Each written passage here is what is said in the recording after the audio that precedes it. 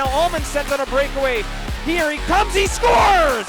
Corbin Allman on a stretch pass from Keegan Slaney. A big save on one end and a goal on the other. Corbin Allman picks up his fourth for the season. Cleared around the glass by Slaney. Wilson over the Calgary line at the left side. He's waiting. He will shoot. He scores! Anthony Wilson with almost no room to shoot. Back for Whitehead on the Regina power play. Howe, a pass in front. Backdoor play. They score! What a pass in front from Sam Oremba. Zach Moore deposits that one into the back of the net. Brought out to center ice. By Peskett takes it over the Edmonton line at the right wing side. He'll center it. Scores! And look who it is, Cole Temple with his first goal in 29 games. Give Temple his 5th of the year. Welcome to Pat's Cast, the unofficial Regina Pats podcast. It's February 11th. It's episode 164.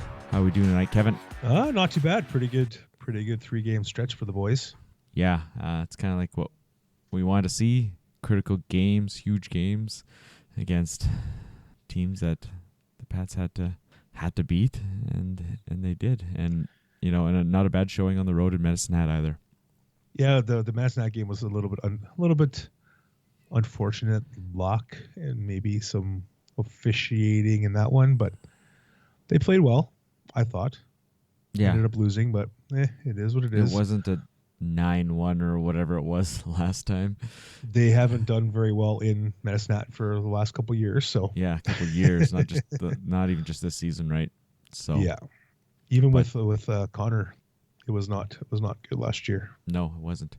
But before we delve into that, we got a really exciting interview coming up for you guys. We sat down with Braxton Whitehead after the Edmonton game and kind of had a little one-on-one with him, and just talked about him and his journey to Regina and beyond. So it turned out really well. Hopefully you guys enjoy it.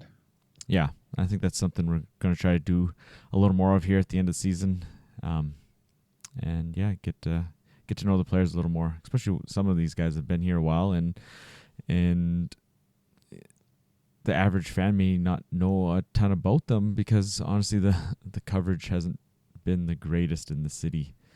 And unless you listen to the CKRM broadcasts on the radio or on the app or whatever, you might not know anything about these guys because Dante's been doing some player profiles lately. Yeah.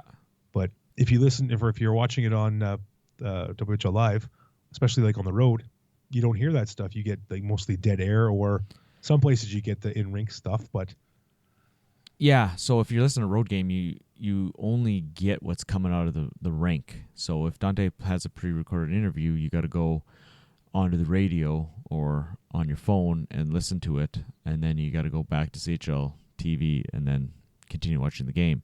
So it's kind of unfortunate that way because the CHL broadcast doesn't pick up what the radio station is putting out. They only pick up what's coming out of the rink. So, but yeah, like you said, he's done a few interviews. He's done some of the new guys lately, like Gibson and Buchkowski, and stuff like that. So, and he even did an interview with Stan. Stan was back during the AHL All-Star break. So he had him on.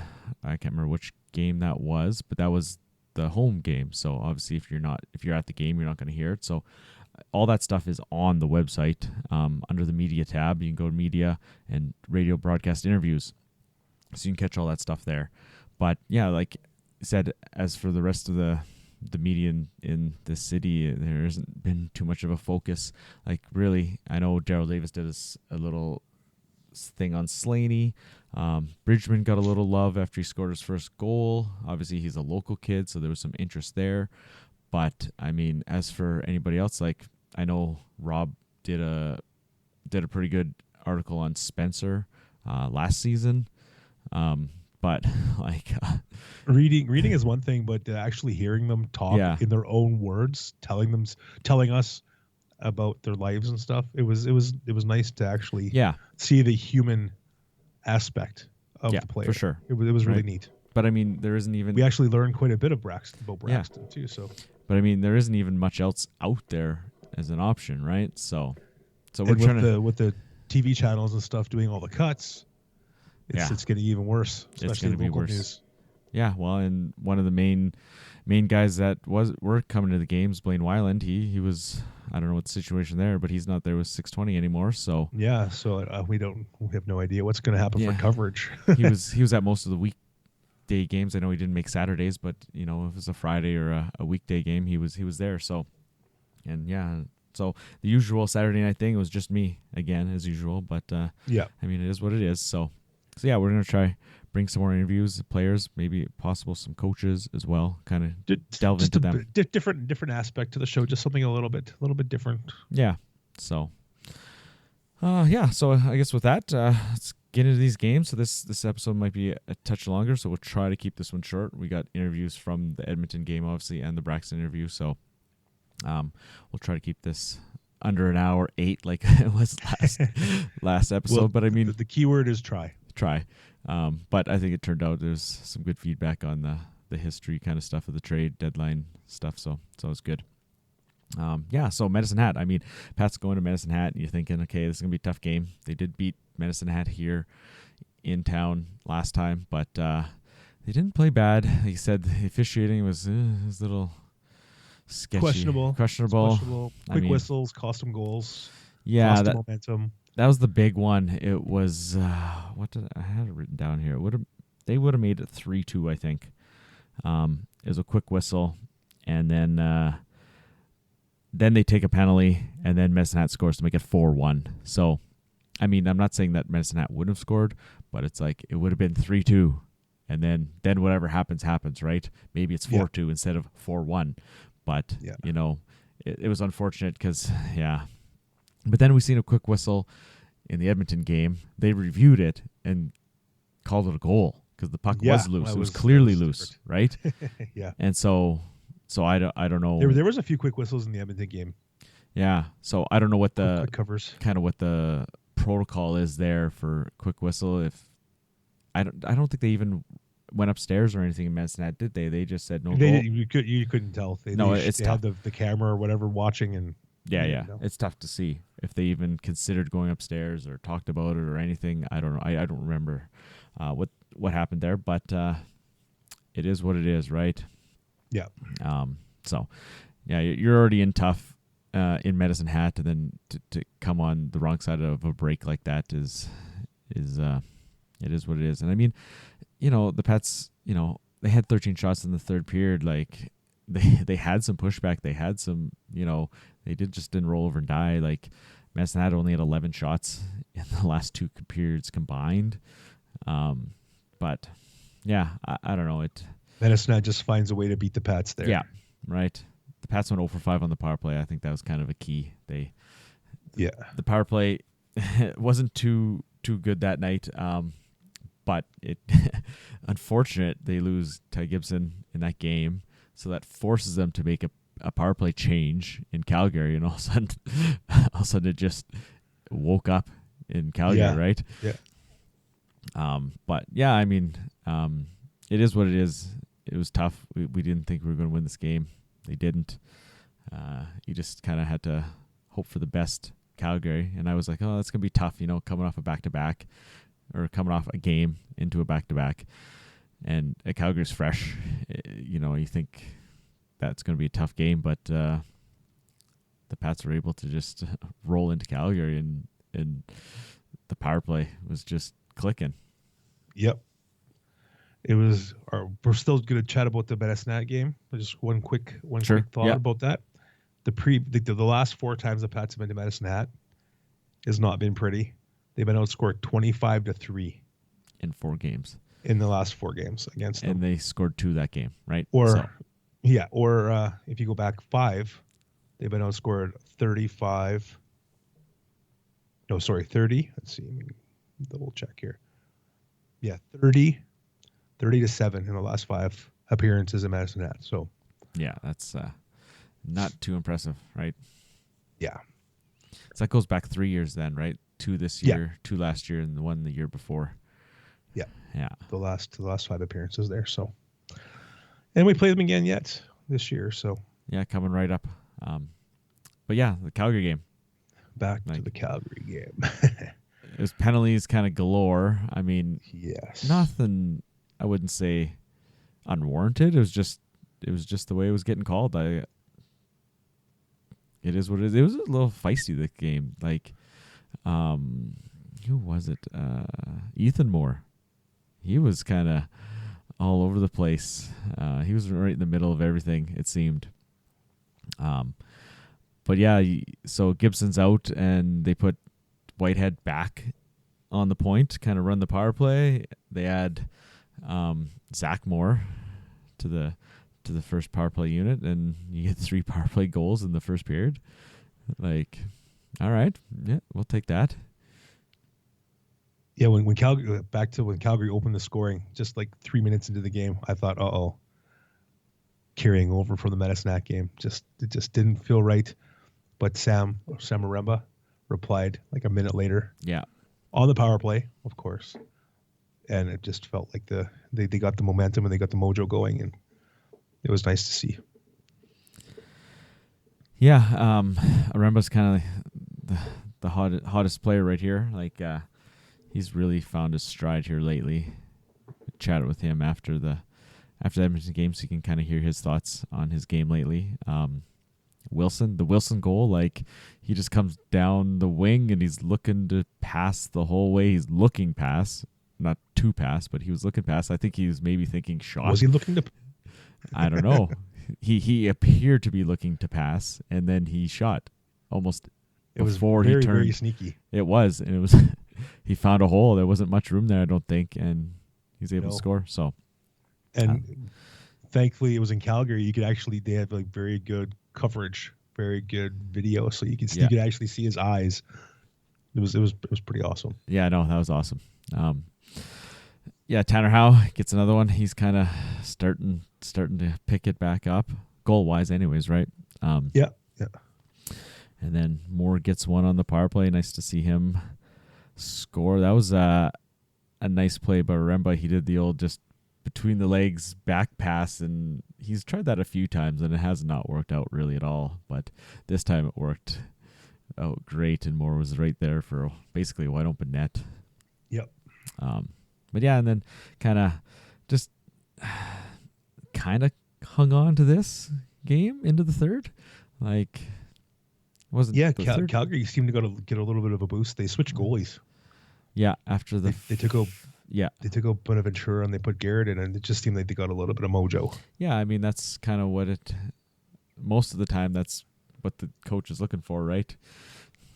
And they got some quick young guys that can actually pass the puck really well, like that Ben Kindle kid. Mm-hmm. Unbelievable for 16 years old. Yeah.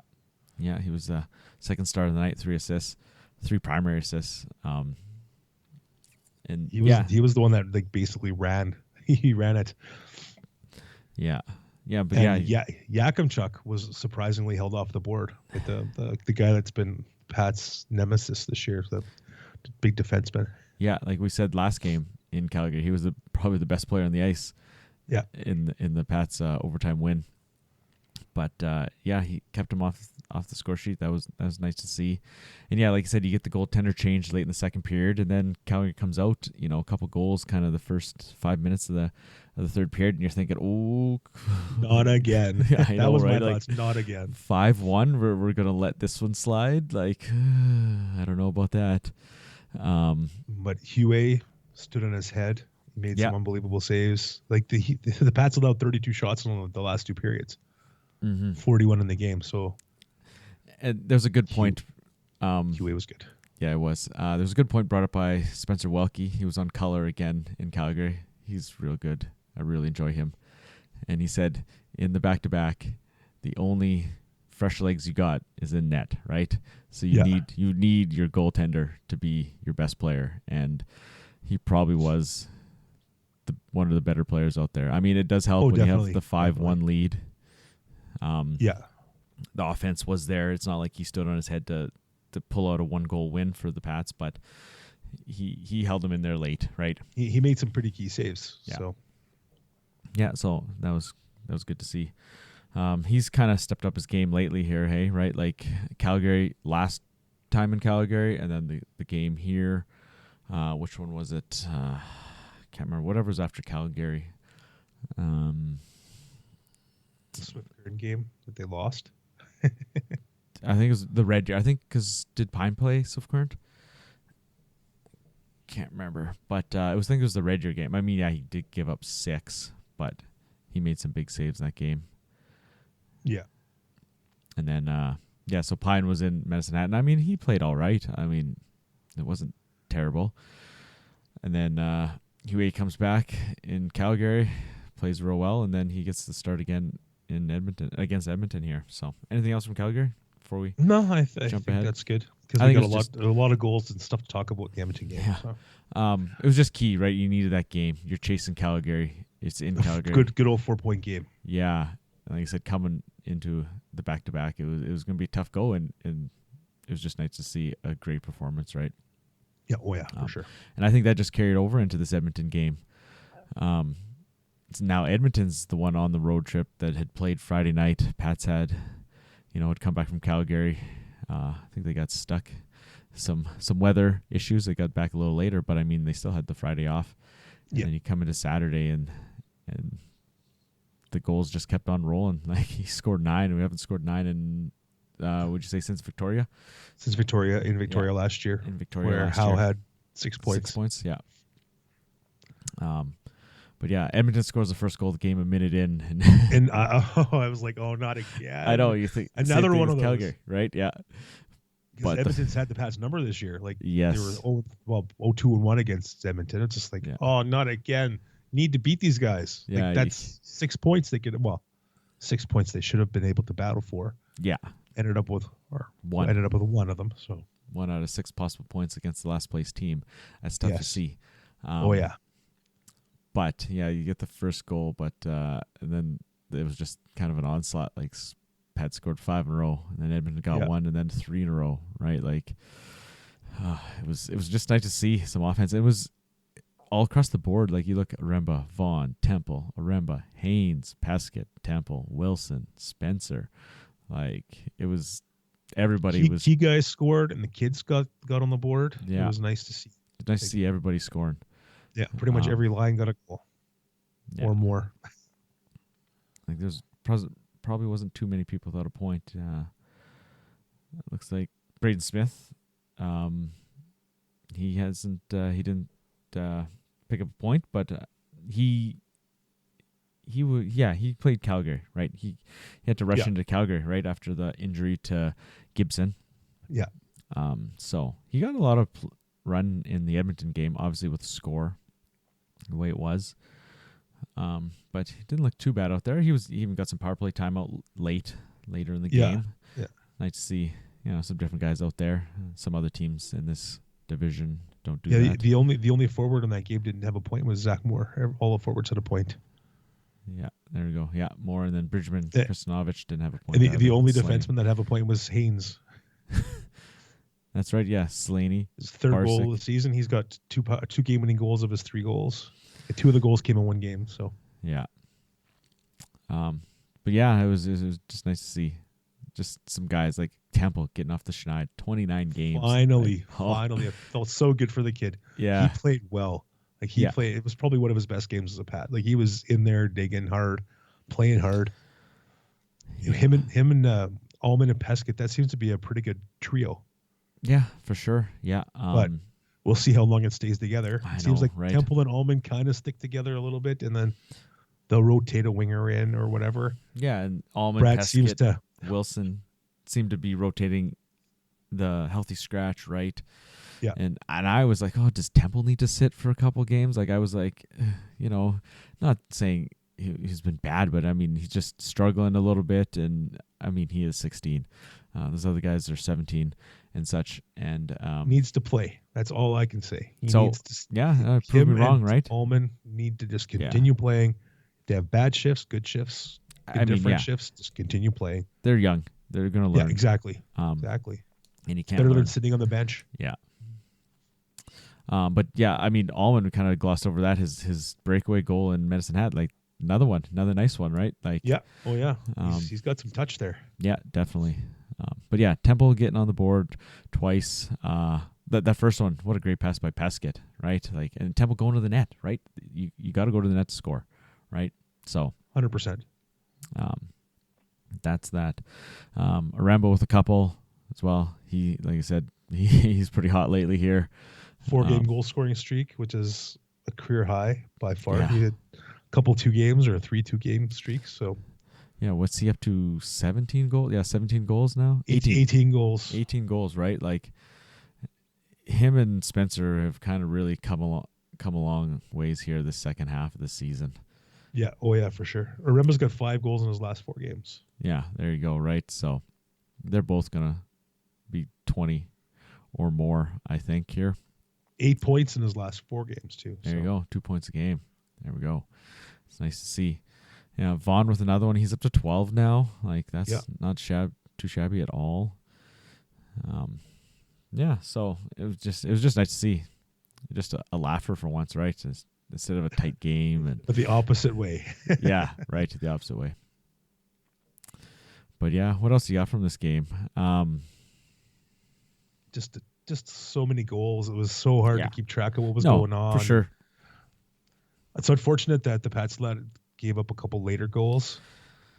Yeah. Like the shorthanded breakaway with like 35 seconds left was it's like, why? Yeah. Gotta try to get QA's numbers down a little bit. I know, right? It's like, why? And they didn't have many shots. I guess they had 29, but you give up 4 on 29. Brings up brings down his save percentage and brings up his goals against, right? He's just under 4, right? Yeah, he's just under 4. So it would have been nice to see him, only give up two or something, even 3. But well, it is what it is, right? Yeah. They won the game. That's all that matters. Yeah. Yeah. I don't know what else to say. It was a chippy affair again. Like, yeah. I don't know if Edmonton is just basically they look like they were just playing out the string. You have a few guys that were playing hard, a few guys that were just kind of out there just not caring. There was a couple big hits. Like, I don't know what happened to Nash on that one play. Everybody really went after Howe. Yeah. Howe ended up getting tossed with 7 minutes left or whatever it was. Yeah, you got roughing and then a misconduct. On the replay, it probably to get him out of the game, just so I don't stayed away from him. Yeah, and then you get a slew footing right at the end of the game there. It was just, I don't know. You don't like to see it, but sometimes it's just the way it goes, right? Like, guys take a few liberties, right? The score and when it starts getting out of hand, it gets a little old school. Like some of these guys are a little old school vibey, so it happens. Yeah. Yeah, you just hate to see it if there's an injury or whatever, right? Either way. Yeah, for sure. And you don't want to see any suspensions, like doing something Definitely stupid in a 9-2, 9-3 game. It's just like, okay, let's just get out of this game. Yeah, just end it, finish it off, done. Yeah, we should touch on the fact that it was Indigenous Celebration Night, and Dante and Kelly Rempel was on color, but then they had an additional color commentator. If you were at the game, you wouldn't have heard it, but it was Clarence Iron. He does games on Sportsnet in Cree, so they had him on doing some play-by-play, doing some color in Cree, and I guess it was quite a fun booth that night. And I listened a little bit of the game, just cutting out some goal clips just to get an idea. Yeah, and man, he talks. He just really talks fast, and obviously talks. You obviously don't know what he's talking about or what he's saying, obviously, but yeah, Kelly came out at intermission. He said, "This guy is pretty wild. He's pretty funny in there and stuff." So I guess they had a good time in the booth, and so that was kind of neat to see. Yeah, something totally different for them. Yeah, definitely. They auctioned off the orange jerseys they were wearing, and everybody sold. Yeah, everybody sold. Couple went for decent money, which was nice to see. Yeah, we've seen some jersey auctions lately. Calgary, they've had 3 jerseys auctions in like 3 weeks, and some of the jerseys haven't gone for much. I mean, it's just kind of too much all at once, I think, kind of thing, right? Just getting jerseyed out. Yeah, right? Some teams just do it too much. Too many, too much. Too quick. Like you look at Brandon, like they had their superstar jersey, game, the designer jersey. Yeah, on Saturday. And like Bjarnason's was well over $1,000. They had a whole bunch in the $600, $700, $800. Yeah. Lethbridge did the same thing with their design of jersey, and it was how else to say it other than a flop. Only one jersey went for over $300. Yeah, so which is unfortunate. Yeah, but so I don't know what Lethbridge situations was if they had a jerseys auctions around that same time, but like I said, Calgary had 3 in like 3 weeks, and so people just it is what it is, right? Some do go for more. Jersey auctioned out. Yeah, right. So, I mean, the Pats will be doing the designer jersey here fairly soon, but I don't think it is. It probably isn't until after they come back, right? So there's a little bit of a buffer.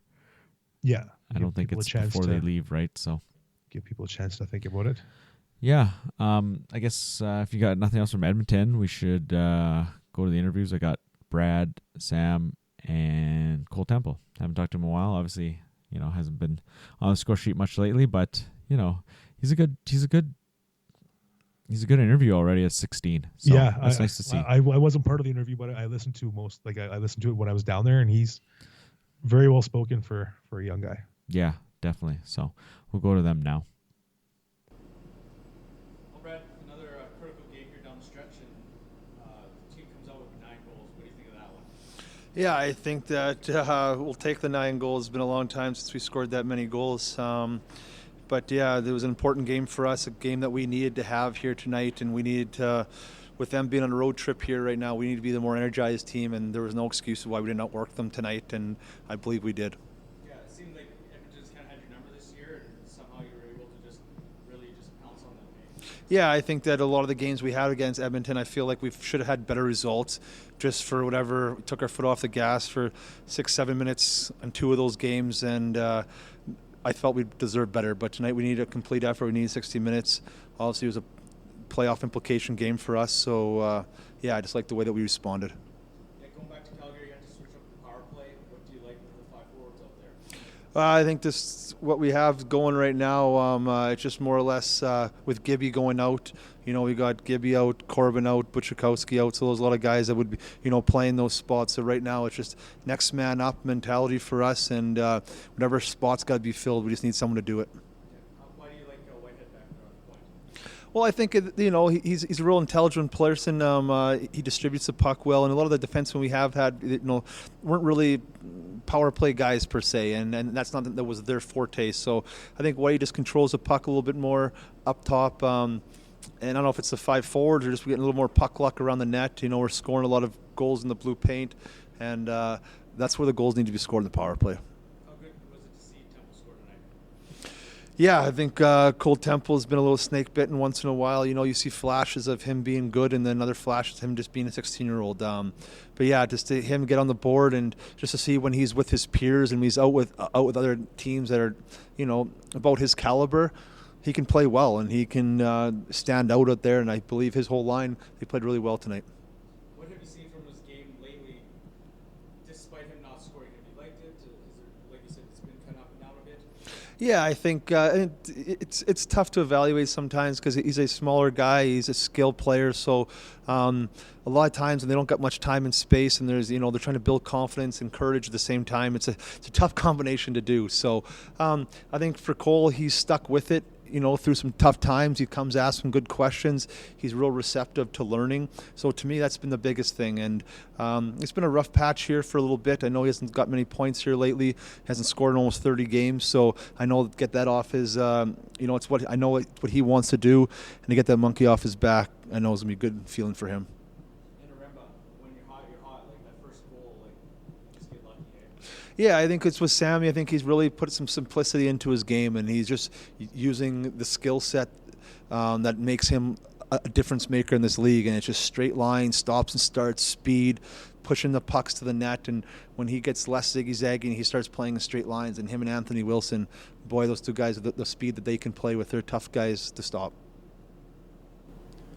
Well, Sam, 9 goals tonight in a critical game. What do you think of the team's play? I thought we played almost a really good full 60. I thought we had 55 good minutes, and I don't know, I thought the last 5 we kind of got away from our game there as they kind of got behind us and scored. So, but it was a lot better effort tonight, and that's 2 in a row that we need right now at this time of year. So we got to keep on building for it for Tuesday. Was that game in Calgary kind of just a step towards this game Yeah, I think so. I think the boys have, I guess you could say, bonded more and kind of glued together. So, and I think you can tell when we scored 9 tonight, and the other game there was 5, right? So, obviously something's going well if you're scoring that many. So, obviously it's big for our group. For you, you've really found a hot streak here, and then when you're good, you're lucky, and you get that first one. Like, is that just the way it's going right now for you? Yeah, that was a pretty nice bounce. I mean, if you're going in the net, sometimes you're going to get those bounces, and I've got quite a few of those lately. So I'm not going to say no to them because they still feel pretty good. But yeah, they're I guess you could say a little bit lucky, but you got to be good to be lucky, as you said. Brett said he's trying to work on you, just kind of simplistic game for you. Is that kind of what's happening lately here for you? Yeah, I definitely think for my type of body and frame that keeping it simple and getting towards the net is something that I've definitely needed to work on, and I think it's definitely helped for myself, as we can tell, and getting to the net is a big part, not just for myself but for everyone, so it's paid off well. Well, Cole, finally on the board. It's been a while, but how did that feel? Felt good, especially for me, but I think it was, I was pretty pumped to just help out the team and put some goals up on the board to help the win. Yeah, these last 2 games here have been pretty critical games, and you guys have found a way to score quite a bit lately. What's kind of clicking for you guys? I think just our team love, everyone building together, wanting to push for a playoff spot and play our best every night, and getting these 2 wins, the one in Calgary and then now this one Edmonton is really good for us, and we're going to keep pushing to that playoff spot. It's been, like I said, it's been a tough go here lately, but Brett said you've been receptive to guidance and stuff, and how are you working through that? Yeah, it was tough for a bit, but just every night, just trying to help out the team as much as I can, even without the scoring. But it's really nice to see those finally go in tonight, and I'm pretty pumped about it. What do you kind of work on when you're not scoring? Like, what's kind of in the back of your mind, just kind of working with? I just, I don't let it, get to me too much. I just, every practice, I'm, trying to get better as much as I can, and do as much as I can to come out flying the next game. Yeah, it is your first year, but how do you think it's gone so far? I think it's been a really good, experience for me. Just seeing what the league's about, and the pace of play, the bigger, stronger guys. So I think that it's been a good experience for me so far. All right, I guess we should move on to the next week. It's a longer week with the holiday Monday, so we're gonna have 4 games. Busy. So we're gonna have 4 games this coming week. We'll do a show Monday night, day late, or busy. day later than normal. But I mean, there's no point in putting out a show Sunday night with a Monday afternoon game. So we'll cram 4 games into next week, and maybe a player or coach interview. Yeah, we'll see how that goes. Yeah, we're going to try to line up 1 at each home game, and then we can always bank them because we're not going to do anything like time sensitive. So, yeah, like if we do 2 interviews this week, we'll slide in 1 maybe and save 1 for next week or a week after kind of thing. So, but yeah, so the road, or I guess the games ahead, Medicine Hat's here, Swift Current's here, and then we return Swift Current back to back there, and then or home and home, I guess, and then Calgary's back here on Monday afternoon, 2 p.m. So family day game. I mean, you just look at it. You need the Calgary game, 100%. You need to get a couple of the other games too. They need I know to get some retribution on Medicine Hat. I mean, the Pats beat them here last time. Exactly. Maybe, and if it wasn't for a couple quick whistles last game, who knows, right? Like, you never know. Yeah, it wasn't a bad showing, like we said. Medicine Hat's kind of struggling lately. They're really missing Lidstrom. I think so. Like and they had this big road trip too. So that it's always a little tougher, maybe on the road. But you see a bunch of people on the message boards, the fan message boards, and a lot of people are saying that they're really missing his offensive capabilities and stuff. So, well, you can't disagree with that, right? Any team exactly would be missing him, maybe, for sure, except Saskatoon. But I mean, they are only 4-4-1-1 in the last 10. You look at Saskatoon, you look at Moose Jaw. They've both got 9 wins in the past 10. But you look at Red Deer, they're 3-4-1-2, so they're looking to move up to second, right? They can jump from 4th to 2nd because of the way the playoff structure is, right? The first place team in each conference division gets the top 2 spots in the conference. So, but they haven't been able to capitalize on that. So yeah, you look at that game, it's a possibility. That's maybe a win. Swift Current home and home.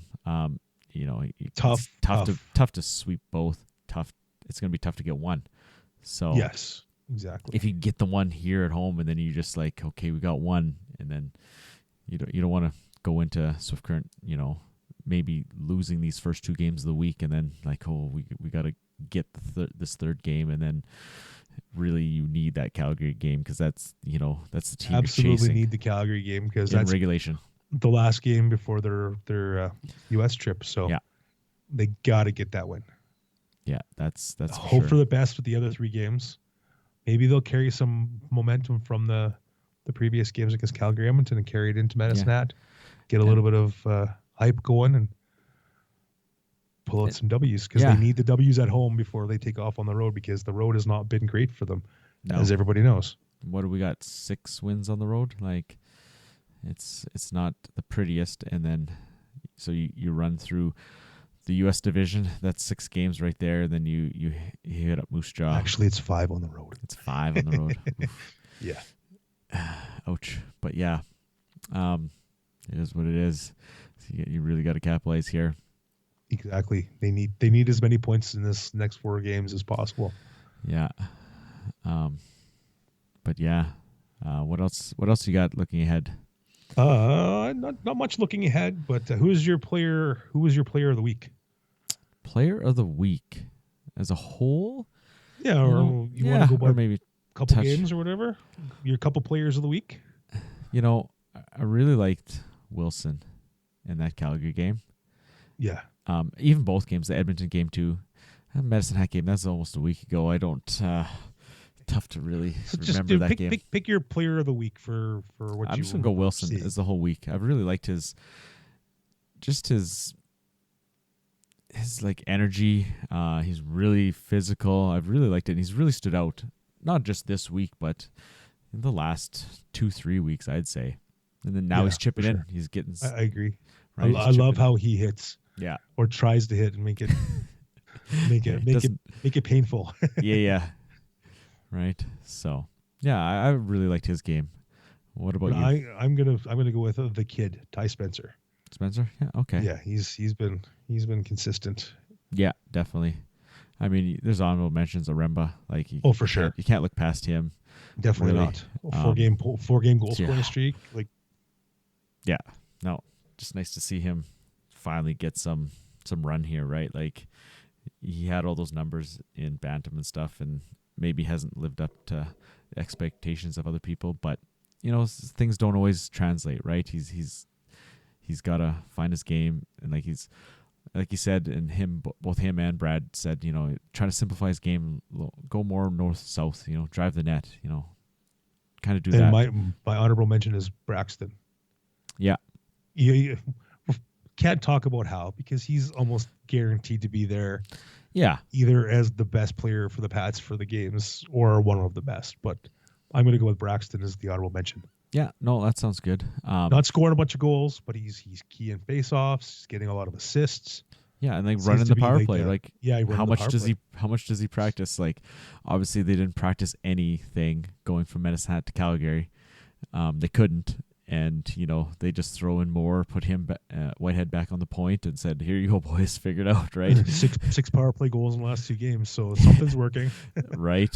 So you can't argue that. But yeah, like he's almost in that category where Howe is. Like he's just been so consistent since he's got back from his injury, right? Like it's nice to see. And too bad he had to miss those 16 games. But it is what it is. It happens. Yep. Yeah. So what else you got for this week before we talk to Braxton? I think that's pretty much sums everything up. Yeah. Didn't go quite as in depth as we did last week, but No, I'll try and keep it a little shorter, right? So nice to get a couple wins, 2-game winning streak. Yeah. Scored 14 goals in the last 2 games. Like that's right. That's what? the story of the week. 14 goals in 2 games, right? Like what? How? When? Who are these guys? Like, come on. No doubt. And they've actually they've actually done pretty well the last 4 games.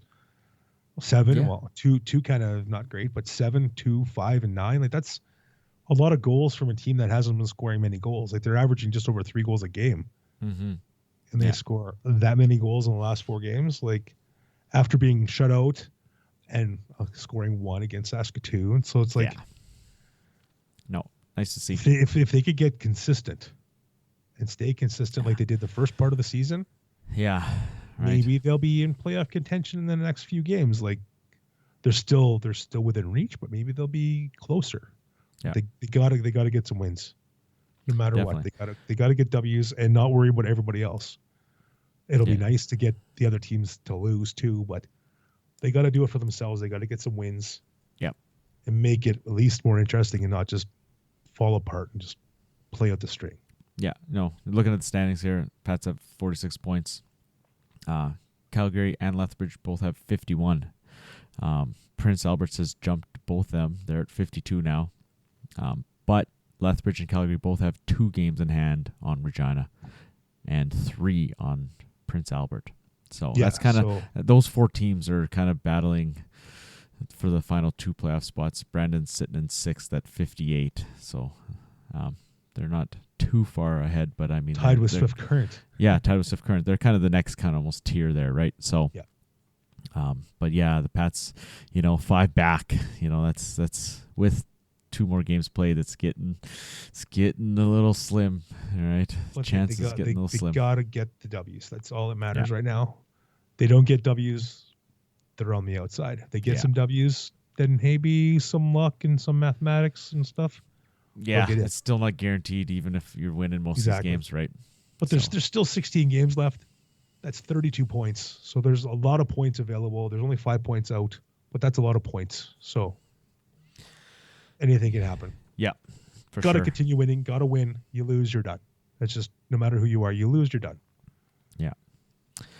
All right. Well, I guess with that, we should move on to this interview. Like we said, trying to get some of these guys a little more experience, or not experience, but exposure to the fan base and stuff. So we sat down. I kind of figured Braxton Whitehead was one of the more outgoing guys. You know a little bit talking to them after the game, but you don't really know a ton how they're going to respond to this kind of stuff. And but he was great. He sat down and he had a good time. That's for sure. Yeah, for sure. You could tell. I didn't know what to expect. He sat down. I was like, I've known him forever. First time I've actually ever met him. Shook his hand, met him or whatever. And it felt like I've known him forever. And he's been here for 4 years now. So yeah, and that's seen him play, heard his interviews and stuff. But this was us talking to him. So it was nice to hear his story, the few questions we asked him, his story in his own words. Yeah, and he's been here long enough, so we know. There's a few talking points there. We know he's out of the States, so there's always that kind of angle. And that was interesting. His story about where he started and where he's been and stuff it's pretty wild. I was actually blown away by all the different places he's been. Yeah, that's for sure. I mean, you look at his elite prospects page and it lists him born in Alaska. Well, that's I don't think that was the 4th stop on his life journey. That's where that's his hometown now. It is his hometown, but that's definitely not where he started. And that was maybe spot. I think it was like the 4th spot or something like that. But yeah, it was good to see just him coming out and telling his story. So it was awesome. So with that, we'll lead into that right now. All right, we're pleased to welcome on Braxton Whitehead, number 52 of your Regina Pats today. We're just going to sit down with you and kind of chit-chat about you and introduce you a little more to the fans out there. Awesome. Even though you've been here for a few years, just get to know you a little bit. Yeah, no, it's been 4 years, so it's been a great 4 years here. No, it's good. It's good to hear. So yeah, let's just kind of take it to the back to the beginning, like where you were born and grew up. Oh gosh, this is I know this is one of those questions that I get every once in a while, and I kind of have a complicated backstory. But So I was born in New Jersey. I lived there for 2 weeks, and my family moved to Sacramento, California. And then I lived in Sacramento for about a year, and then we decided to move to Napa Valley, which is like 45 minutes away from Sacramento in California. Dad had a job opportunity in Alaska, so we ended up taking that when I was 3 and moved up to Palmer, Alaska for 15 years, actually. In that 15th year, I moved out of the state to go play U15 AAA hockey in Pittsburgh, Pennsylvania. And then that's when COVID shut everything down. So there's some other job opportunities for my dad's in the lower 48. So we decided to move to Louisville, Kentucky from Alaska. And then that's when I signed with the Pats that summer, and then I've been here ever since. So it's kind of my story. That's more than I knew. I knew it was a bit of a whirlwind, but we had heard Louisville, Kentucky in there somewhere, but we didn't realize. Well. They started in New Jersey. Yeah. No, I've been literally all coasts of the U.S. Yeah, so. and California and everything. No, that's kind of wild, right? So. Yeah, no, it's. I think it's cool though, because a lot of people, they go home for Christmas here, and they're like, okay, I'm just going back to Kelowna or Calgary or something, and then I'm like, oh, I'm going back to Kentucky, and everybody kind of their face brightens up, and they're like, what? Like, there's a hockey player from Kentucky? So yeah, it's a bit different. Yeah, definitely, and just some life experience, right? There's moving around a lot, not just staying in one place. Right, a lot of different cultures, a lot of experiences. Definitely. What was your kind of favorite player, favorite team growing up? I had a lot growing up. Quite recently, like I'd say within the past 5 years, I've really started to like watching Matthew Tkachuk and the Florida Panthers. Like obviously Matthew Tkachuk was with Calgary for a bit, but I like his grittiness and just what he brings to the game, and I want to play more like him for sure. But I think the Florida Panthers are just kind of a powerhouse team to watch. They have been for the past while, and I've really enjoyed watching them. So I'd say those two guys. So you've been patterning your game after his a little bit more lately? I mean, like I've tried to be a little bit more chippy here recently, for sure. Like seeing what I can do with my body and throw it around on the ice, and it's a little more hard with the bubble on. Well, I think it's actually better because I'm not as worried about getting a stick in the face, or if somebody hits me in the face, I just keep going and I don't even notice it. Where you have the visor on and it's little blood coming out of your face scar. And a stitch there. So no, I don't mind the bubble. Nice. Back to your family. You have brothers and sisters? I do. I have an older brother. His name's Trey Whitehead. He's in his junior year in college at Harvard University in Boston. And then I have a little sister who kind of followed in my footsteps and is playing Pittsburgh Penguins U14 AAA elite hockey in the States. So her name's Berkeley. Nice. That's very cool.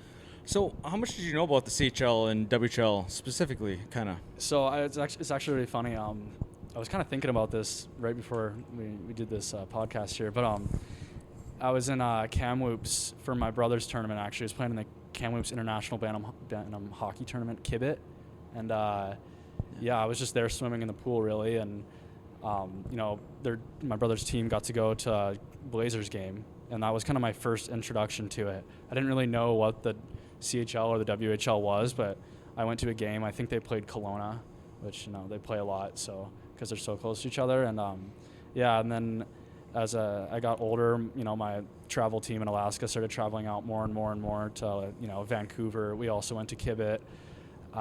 We went to Las Vegas, LA, and some of those CHL, WHL scouts came and were watching me there. And I didn't really know all that much about it. I was just kind of being fed, go college, go college, go college, being from the States. And then COVID hit when I was in Pittsburgh, and I just kind of really looked into it. Like, I saw what Shane Wright was doing in Kingston. I would always watch his highlights when I was in class. I remember that. And I was like, this is really cool. Like, I had been drafted at that point by the Pats the year prior. And I was like, wow, this is awesome.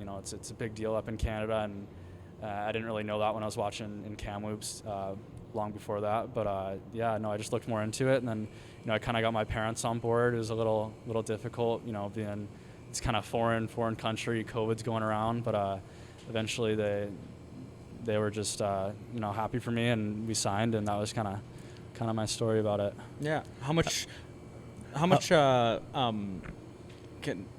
conversations you have with the Pats prior to you getting drafted? I know that I talked with Dale McMullen in Vancouver, and I talked with John Paddock with my grandparents actually in Las Vegas before that, and that was kind of all that I had. And then a few phone calls before the draft, and I knew that they were one of the options for me, and I'm really glad to be here.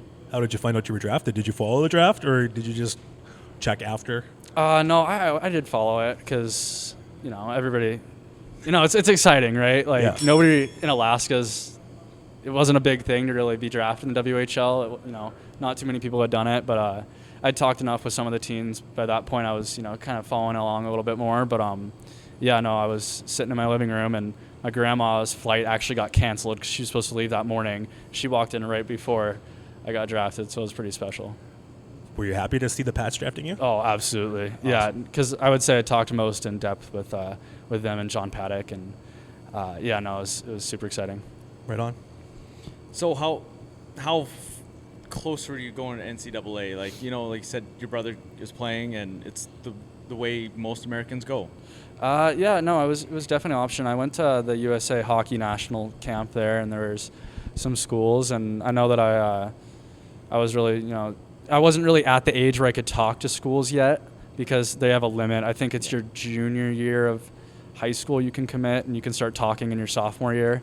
So it was just the beginning of my sophomore year, and I didn't have too many looks there, but I kind of had my mind set on the CHL going into Pittsburgh, and I knew that I wanted that in my heart, but it took some time to convince the parents. So how was the transition into Regina when you got here? How was the transition? I know it was the COVID year. Right. But how was the transition moving to Regina? Honestly, I grew up in kind of a small town in Alaska. It was about 10,000 people. So, I think it's pretty nice and big and fun to be here and a great place to play. So, yeah, honestly, I love it here. That's good. What did you – so you were pretty on board with coming to Canada. What did you kind of expect? I mean, you've been here a little bit, but how has it been moving to Canada?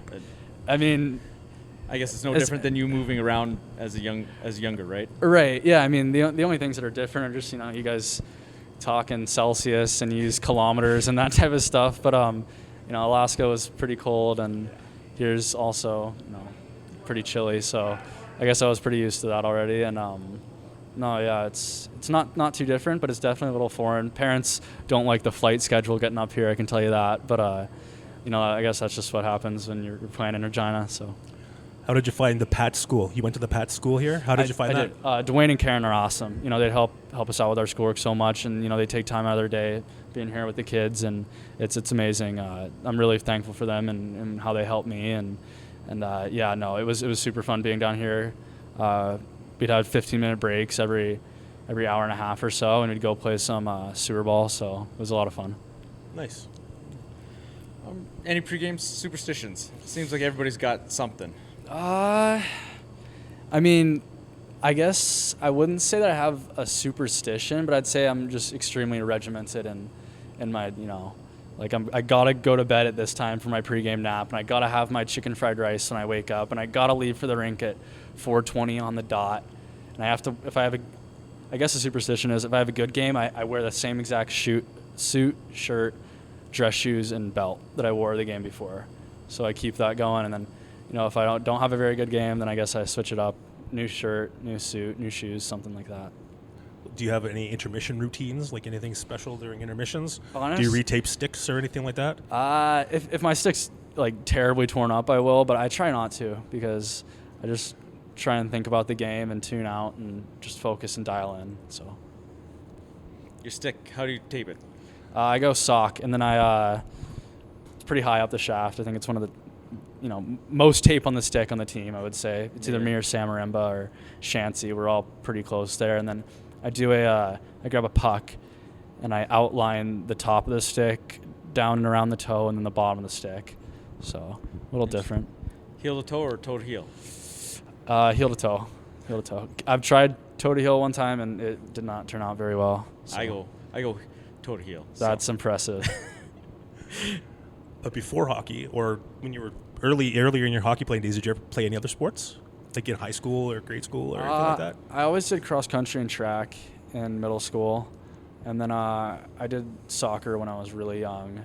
And then I did baseball kind of in between soccer and middle school's running events. So you kind of did everything, right? But then you finally just chose hockey. Yeah, exactly. So I mean, Palmer, Alaska is 45 minutes away from Anchorage, and I played in Anchorage later on when I was a bit older. So I didn't really have time to commit to some other sports, which is a bummer. But I always enjoy going to play like pickup ball with my brother in the summer, like basketball, and pickleball is big right now. So I'm gonna try and get into that this next summer. So nice. So I guess hockey was your number one thing. Like, you weren't going to go down a different path of baseball or anything. Yeah, no. I would say I was pretty good at t-ball, but yeah, I didn't think that there was much of a career there, and I didn't enjoy it nearly as much as I do hockey. So, do you have any hobbies? Like outside of hockey, do you like read or play video games, listen to music? I don't know. I like music a lot. I think it's fun, but I golf a lot with my family in the summer. I'd say that's kind of a sport that I've taken up on the side. And then we're members at a swimming club, Lakeside Swimming Club in Louisville, Kentucky. It's actually really cool. It's in a big quarry that they filled up with water in the middle of a neighborhood in the middle of the city. And I go there and I do some swimming and, you know, some flips off the diving board in the morning, and yeah, just hang out and chill. It's pretty fun. What's your favorite bus activity? Oh, sleeping's got to be up there. But recently, we've been playing this game with cards in the back of the bus. It's called Chase the Ace. I don't know if people have heard of that, but it's pretty easy. I just learned that one. Yeah, it's pretty easy to play, and all the boys like to play in the back. And no, it's super fun. Yeah. So once your hockey career is over, whenever that is, what do you think you'll be doing? Or what is your other long-term goals past hockey? Yeah, my dad's a pilot, like I said earlier, and I think what he does is really cool. Seeing Marie's Bend, the traveling, you know, I don't want to end up sitting in a 9 to 5 at a desk in a cubicle and in an office building. I don't think that's for me per se. But you know, being a pilot is a way that has good pay, and you get to see the world and do something that not a lot of people get to do. So I think that would be a very nice, cool thing to do. Yeah. Awesome. No, thanks for coming on. Yeah, thanks for joining us. Thank you, guys. All right. Yeah, that was a great interview. Hope you guys enjoy that, and hopefully we can bring you some more good ones like that. We've kind of got the next player in mind. Maybe we'll get that on Tuesday here after the Medicine Hat game. Hopefully it goes as well as that one did. But I'm sure it will. We'll make him comfortable. I'm sure we asked Braxton to pass it on that we're not going to ask crazy questions. Yeah. We're not going to go into wanting any secrets, even though I think Braxton would have told us some. We joked about that or before we went on the air or whatever. But he was awesome, and hopefully we could continue on and bring the human aspect to the players to our listeners. Yeah, definitely, that's for sure. So yeah, I mean, it's a busy week this week. It's a busy week upcoming. So extremely busy. 3 home games, 4 games overall. But yeah, so with that, we should probably get out of here unless you have anything else, Kev. No, I'm good. All right. Well, 3 games before they go on the U.S. road trip, so your last chance to see them for a while. Briar's taken over, so the Pats got to get out of the orange top, and the U.S. You know, it's not looking too far ahead. It's a tough trip no matter what, right? U.S. BC, yes, 2 weeks on the road, 6 games in like 10 days or whatever it is. It's long bus travel, lots of bus and travel. It's a tight schedule. That's the thing, right? Like you don't get a break on it. But so if you want to catch the Pats at home, you got to catch them here this weekend. Family Day game. See that the regular season is coming to a close pretty quick. There's only 6 home games or whatever left. Not that many. You got 3 this weekend and then 3 after they come back. Exactly. So that's right, 6. You're right on it. So yeah, it's gonna be tight to make the playoffs. So we need to see some good play from them, and hopefully they can just keep winning. Yeah, and hopefully that'll play out for them the best possible way. Yeah, for sure. So with that, we should get out of here, and see you guys at the rink this week. Have a good night. Have a good one.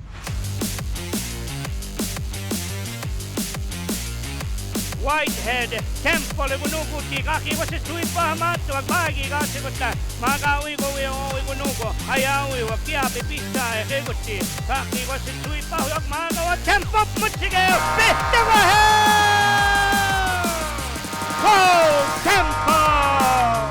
Cole Temple with his second of the game, and the Pats are up 7-2. What a night for the 16-year-old.